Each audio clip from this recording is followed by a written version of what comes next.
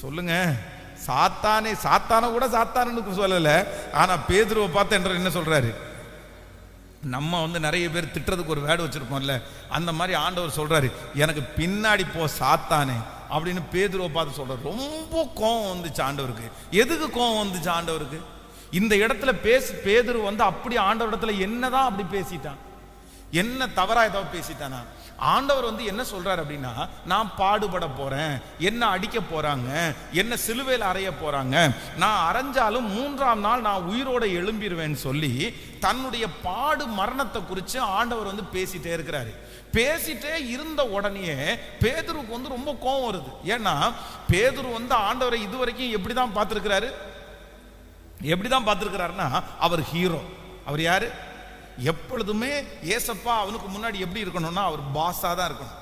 அவர் பாஸை தவிர வேற எதுவும் இருக்கக்கூடாது. அவர் அற்புதம் நடக்கணும், அவர்கிட்ட பேய் ஓடணும், அவர்கிட்ட 4 பேர் சுகமாக்கணும். இதுதான் அவருடைய கான்செப்ட்.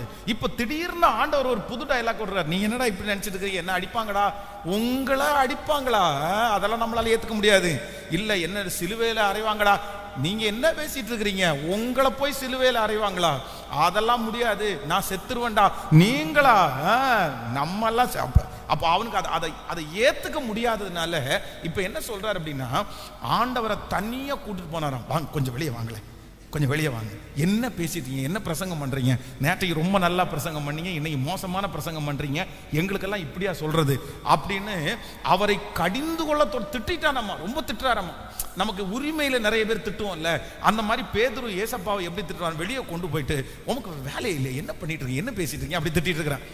அவன் திட்டுன உடனே நம்மளா இருந்தா என்ன பண்ணிருப்போம்னா, கூல்டவுன் பேதுரு, அப்படிதான் இருக்கும், நான் அப்படி போய் தான் ஆகணும் அப்படின்னு. ஆனா ஆண்டவர் கோவப்பட்டு, எனக்கு பின்னால போ சாத்தானே. ஏன் அப்படின்னு சொன்னா, நீ எதை யோசிக்கிற அப்படின்னா, நீ உலகத்திற்கு ஏற்றவைகளை மட்டும் யோசிக்கிற. எதை நீ யோசிக்கல அப்படின்னா, நீ ஸ்பிரிச்சுவலா என்ன பண்ணல, யோசிக்கவே இல்லை. ஆவிக்குரிய விஷயத்தை நீ யோசிக்காம வெறும் உலக பிரகாரமாகவே சிந்தித்தால், அதான் நீ தேவனுக்கு ஏற்றவைகளை சிந்தியாமல் மனுஷனுக்கு ஏற்றவைகளை சிந்திக்கிறாய் என்று அவனை கடிந்து கொள்ள தொடங்கினார்.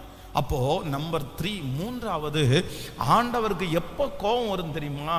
ஒரு ஆண்டவருடைய பிள்ளை எப்ப பார்த்தாலும் மாமிசத்துக்கு ஏற்றது, உலகத்திற்கு ஏற்றது இத பேசினா ஆண்டவருக்கு என்ன பண்ணாது? சத்தமா சொல்லுங்க.